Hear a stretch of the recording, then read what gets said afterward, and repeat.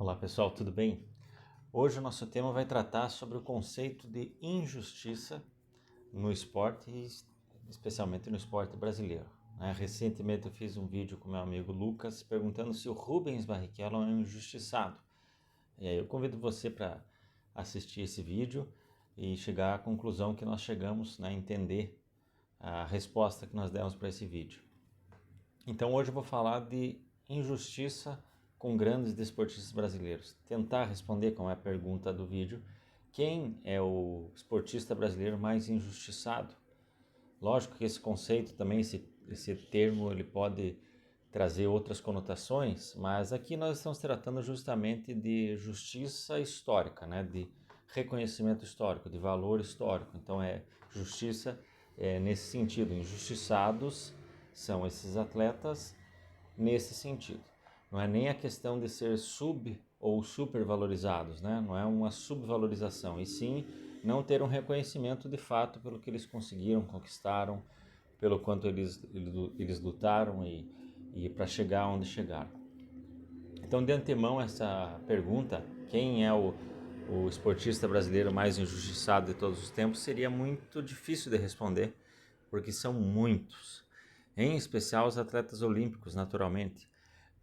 As ginastas, os velocistas, os praticantes do atletismo, de uma forma geral, seriam os mais injustiçados, porque as condições são extremamente precárias, nas quais eles treinam, eles precisam de uma luta muito grande para conseguir patrocínio.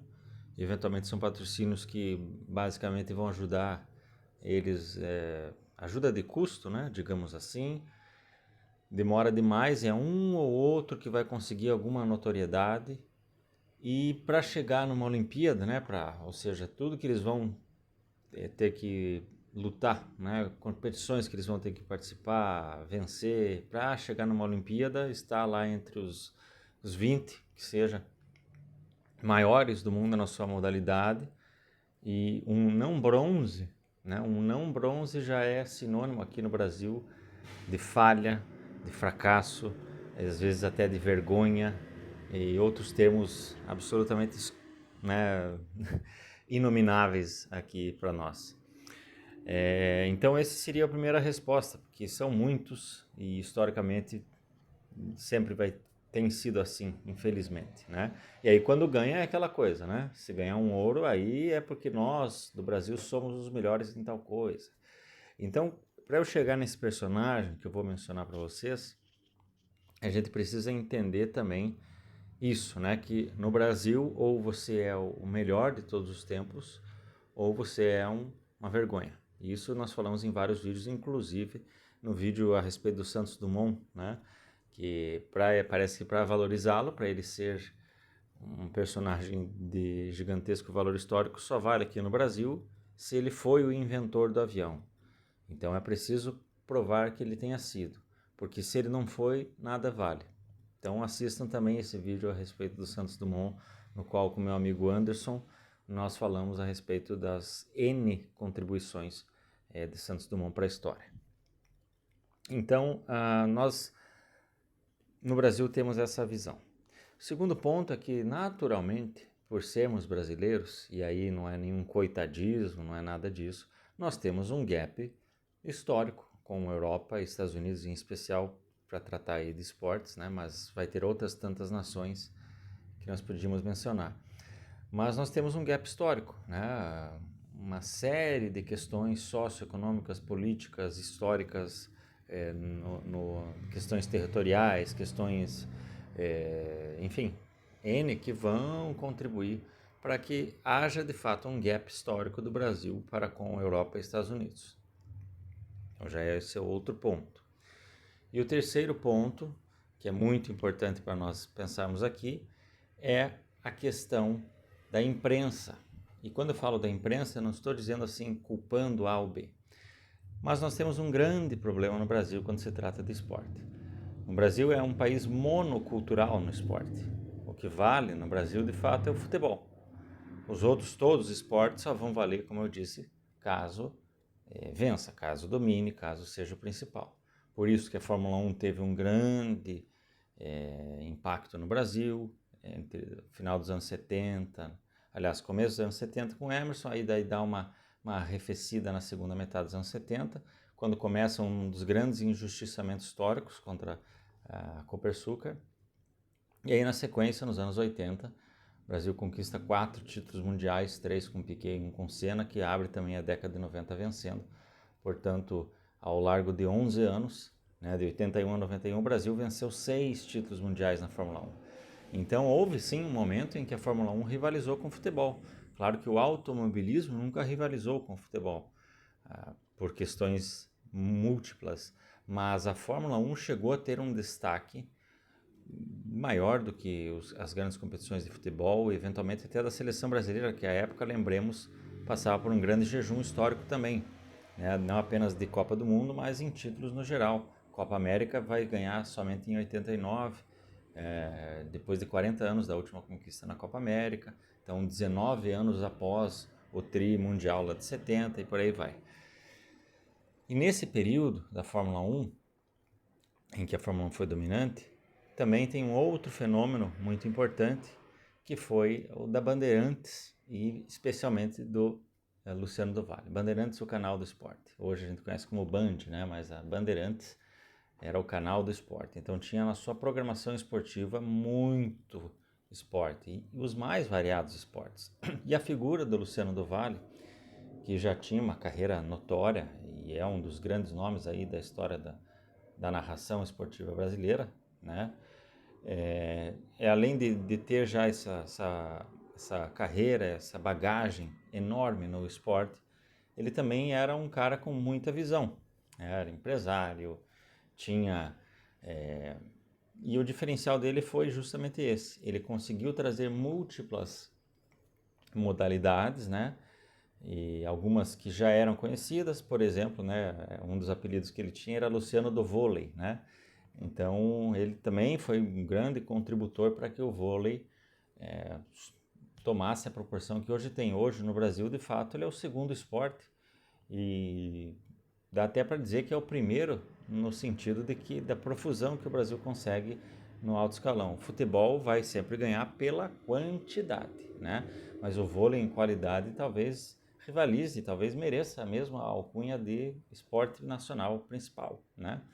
E o Luciano do Vale tem uma grande contribuição, geração de prata de 84 e depois o grande ouro olímpico de 92, que vai tornar aí no final da década, na virada, né, da década de 90 para 2000, o vôlei brasileiro dominando completamente mundialmente falando aí.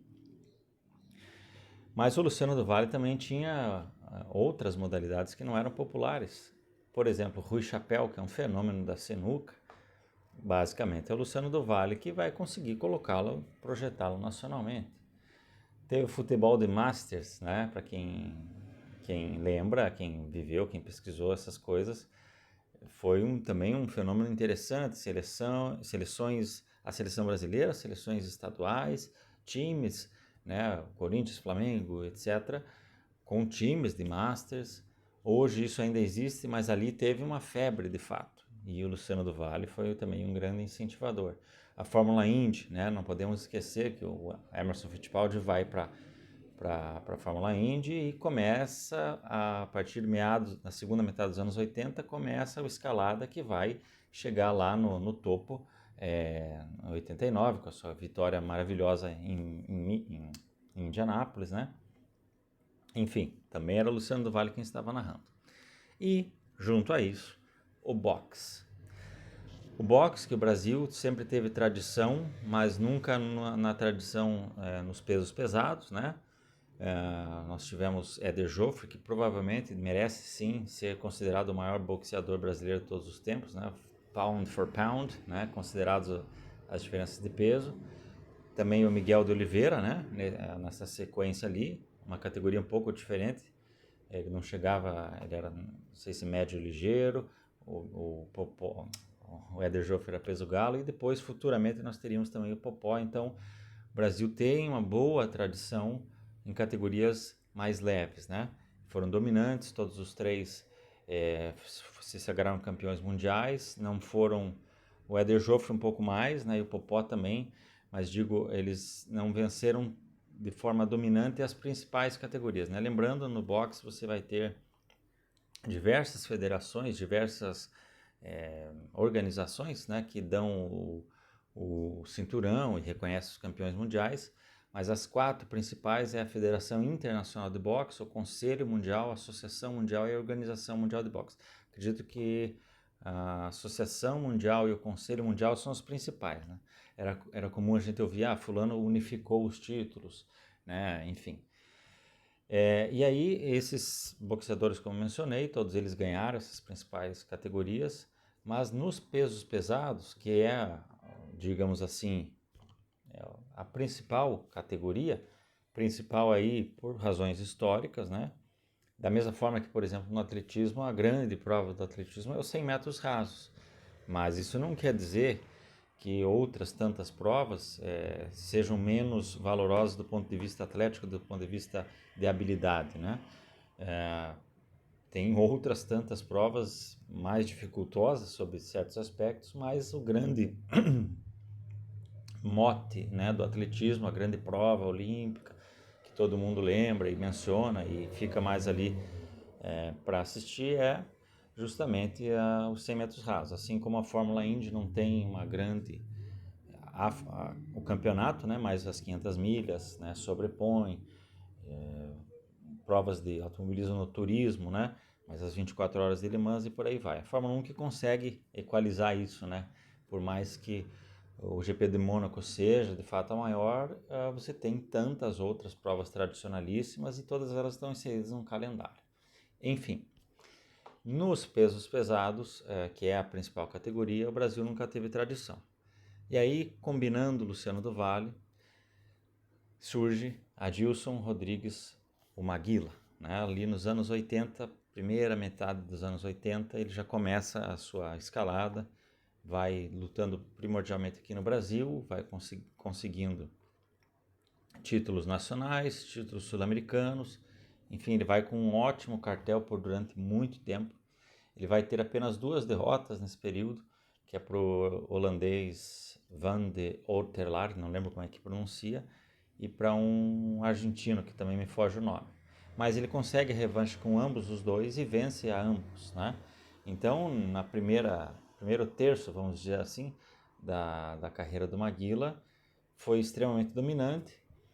Tinha-se muito isso, né, de dizer que eram desconhecidos, né, que pessoas, ninguém conhece esse tal lutador, Maguila ganha de todo mundo e tal, mas de fato, no boxe, para você atingir chegar a disputar, né, como eu falei, aqueles cinturões de Conselho Mundial, Associação Mundial, Federação Internacional e Organização Mundial, você vai ter que ter um cartel minimamente apresentável, você vai ter que ter somado muitos pontos e estar chegando próximo de lutar.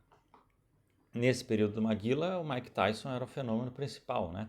Nós lembramos que acorda para ver o Tyson, daí a luta acabava rapidinho, né? Tinha um monte de brincadeira com relação a isso e tal. E o Tyson era extremamente dominante, mas o Tyson bateu em muito cara totalmente desconhecido. Caras que, se você olhar o cartel deles ali, vários que o Tyson derrubava no começo da luta, também são extremamente inexpressivos para a história, né?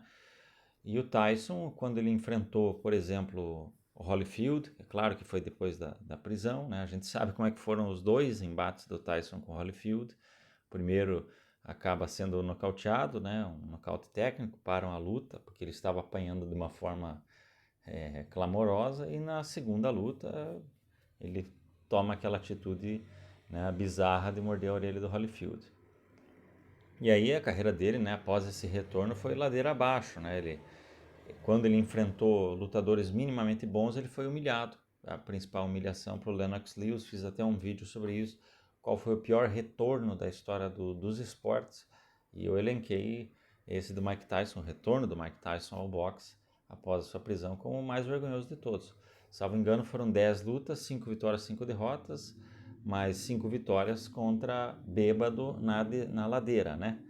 A primeira luta do Tyson contra Peter McNeely, francamente, o treinador invade o ringue, então tem até aquelas coisas de apostas e tudo mais. Então o Tyson, a exemplo do Maguila, ele bateu e fez o seu nome, fez o seu fenômeno, batendo em muita gente desconhecida, muita gente inexpressiva. Naturalmente que também ele bateu em caras importantes, mas os grandes enfrentamentos da carreira do Mike Tyson, os melhores lutadores da carreira que ele enfrentou, inclusive da mesma geração, como citei Evander Holyfield e Lennox Lewis, acabaram com o Tyson, né? Então, sinceramente, Tyson, se você for analisar a carreira dele, todos os pontos, prós e contras, e comparar o do Holyfield e do Lennox Lewis, ambos devem ser colocados historicamente acima do Tyson. Então o Maguila vem nesse período. Inclusive falava-se, né? Tyson, eu quero você, tinha capa de revista e falava-se nessa luta possível entre os dois e tudo mais. Aí o Maguila então vai ascendendo cada vez mais e ele contrata lá no final dos anos 80 Angelo Dundee, que para quem não sabe treinou nada mais nada menos do que Sugar Ray Robinson e Muhammad Ali. Era o treinador famoso de Muhammad Ali. E com essa notoriedade que o Maguila ganha sendo treinado por Dundee, mais o seu cartel, que até então, repito, era de apenas 2 derrotas, perto aí, não me lembro agora o número, mas perto de 40 vitórias, ele consegue disputar, né, a sua primeira luta, não a sua primeira luta internacional, ele lutou contra Mark Lee, venceu, né, foi a sua primeira luta internacional fora do Brasil, né, não lembro se ele chegou a lutar em Uruguai ou Argentina, mas notadamente as lutas dele aconteceram aqui no Brasil, e vai lutar com o Holyfield. E primeiro round, se vocês assistirem a luta, vou deixar na descrição, ele vai bem. Ele consegue, inclusive, não vou dizer que isso... a narração até falou 10-9 em pontos para ele, então ele foi bem. Foi bem. Mas aí no segundo round, o técnico fala para ele atacar, para ele ir mais para cima, e aí, né, o Holyfield desfere um soco no Aguila que vai a nocaute. A perna dele chega a levantar e você vê ela levemente, né, muito vagarosamente caindo. Então, a partir desse momento, aqui no Brasil criou-se essa verdade, né, de que o Maguila só bateu em bêbado e quando enfrentou um lutador bom, ele apanhou, foi humilhado, né, e a partir de então, tudo que o Maguila conseguiria, e ele conseguiu muita coisa, já vou falar também disso, foi visto dessa forma. Um cara que parece mais um pedreiro fazendo no dia seguinte ali fazendo um bico, né? Então ele é um injustiçamento histórico, sim. Apanhar do Holyfield, apanhar como ele apanhou, não é novidade para ninguém. Holyfield deve ser considerado tranquilamente na pior das hipóteses, um dos 6 maiores pesos pesados da história. Se você remontar lá, Rocky Marciano e Joe Louis, né, os mitos anteriores, aí os 3 grandes dos anos 70, né, Ali, Foreman e Frazier, e depois os 3 gigantes dos anos 80 e 90, Holyfield, Lewis e Tyson. Eu diria que certamente o Holyfield deve ser colocado, por exemplo, acima do Tyson e talvez do Joe Frazier, possivelmente. Então, entre os 6 de todos os tempos, pelo menos. Dá para discutir até com o próprio Lewis. Eles lutaram 2 vezes, o Lewis ganhou uma e outra foi empate.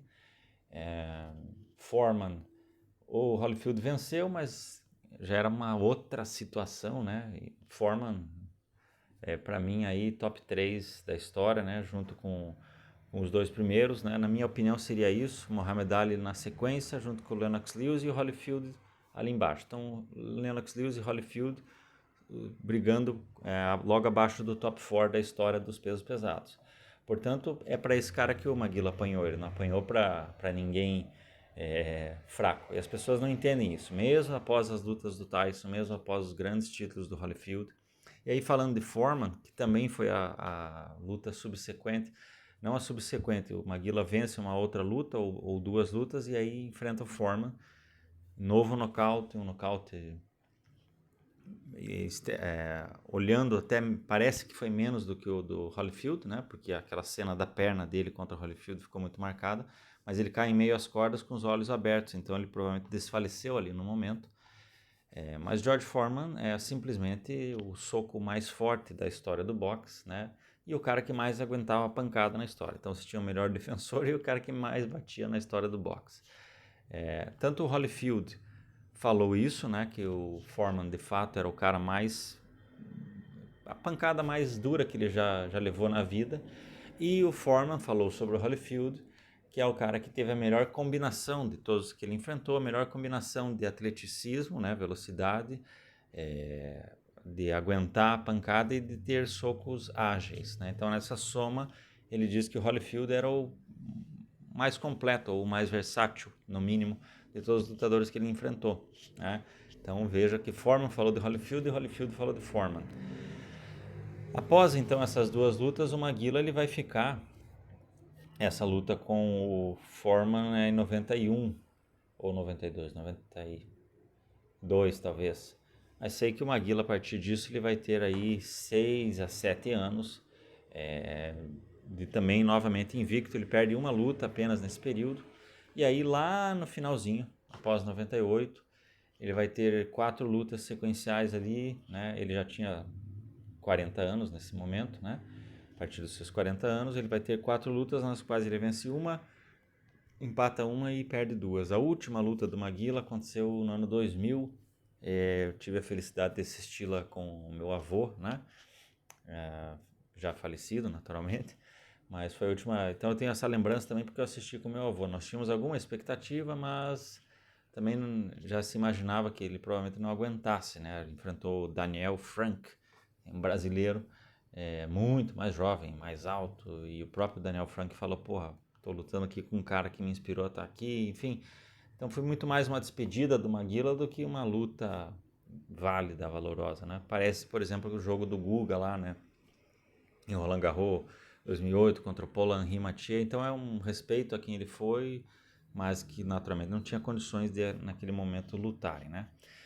Bom, quanto aos adversários, o Maguila enfrentou muita gente, que o Tyson enfrentou até alguns lutadores já mais velhos, naturalmente, que lutaram como Muhammad Ali, o próprio George Foreman também, ele enfrentou alguns adversários do George Foreman, foi vencedor contra vários deles, vários lutadores que o Maguila venceu lutaram e perderam também para Foreman, para Tyson e até para o Ali, como eu disse.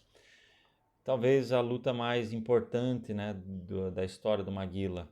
Tem outras ali, né, quebra-ossos e alguns nomes importantes ali, né? Não vou me lembrar de todos, mas tem alguns lutadores relevantes, né, de fato, que ele enfrentou.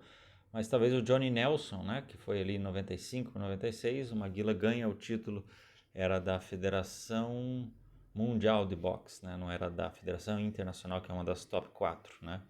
Mais ou menos assim, os cinturões do boxe, esses cinturões que eu falei, Conselho Mundial de Boxe, Associação Mundial de Boxe, Federação Internacional de Boxe e Organização Mundial de Boxe, esses 4 é como o Grand Slam no tênis, né? Você tem os 4 torneios, Austrália, Roland Garros, Wimbledon e Nova York, e você tem um monte de outros torneios, tem torneios Masters, tem torneios ATP 500, torneios ATP 250.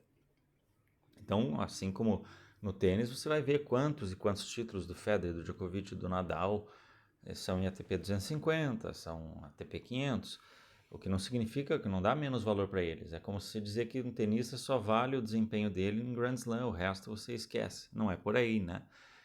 Toda a carreira, toda a trajetória deve ser levada em consideração. Quantas vezes o Federer jogou, né, tênis na sua terra natal, o Djokovic também, porque justamente para prestigiar os torneios. Nadal quantas vezes jogou aqui, os torneios no Brasil, torneios do México, do Chile, né, que olhando são torneios menos importantes. Então o Maguila vence o Johnny Nelson 2 vezes, né, em 95 e 96, ele ganha o cinturão e daí tem a revanche, ele é consagrado, então ele é campeão mundial de boxe, ele tem uma trajetória enorme, né, ele venceu 66 lutas e perdeu apenas 7, então se veja que ele perdeu 7, sendo 3 lá no final da carreira dele, 2, 3 lá no final da carreira dele, 2 para 2 dos maiores de todos os tempos e outros 2 que ele venceu, que ele perdeu, ele teve a revanche. Então ele tem um cartel notório, um cartel de respeito. Hoje tudo que ele está passando, né? Inclusive existe uma doença que a própria ciência neurológica chama de demência pugilícia, ou seja, a demência ocasionada pelo pugilismo. Vou deixar no link para vocês verem, para terminar, o Popó falando sobre isso. Popó, que é um grande lutador brasileiro, teve suas monte de bobagens aí fora do ringue também, mas é um grande nome aí do esporte brasileiro. Ajudou o Maguila, teve até um vídeo que o Maguila falou umas bobagens ali, né? Naturalmente, por tudo que ele está passando, o Popó foi a campo dizer que não é bem assim, que ele conversou, que ele está ajudando o Maguila, não precisava, e está. E o Popó explica sobre isso, né? A questão do peso pesado. Então o Popó inclusive fala o seguinte, que a luta com o sparring nos treinamentos por pesos pesados é até mais pesada, né, do que a luta. Porque ali você fica ali sem pancadas, muito menos pancadas que você vai tomar numa luta. E ele aguentou muito, e o peso pesados naturalmente é mais forte. Então esses nocautes que ele sofreu do Holyfield e do Foreman, e fora tudo que ele aguentou, as grandes lutas, vitórias dele por pontos, ele aguentou muita coisa e acabou sofrendo tá com essa doença, né? É a mesma, parecido, né? O Muhammad Ali foi mais mal de Parkinson, mas são trajetórias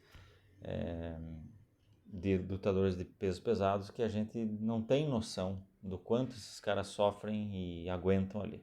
Então, por a sua trajetória vencedora no esporte e fora dele, né, a Maguila que vem lá do Sergipe, com uma família de 12 irmãos, ele é sim o esportista brasileiro mais injustiçado de todos os tempos, Adilson Rodrigues, o Maguila. Valeu, pessoal, um abraço a todos.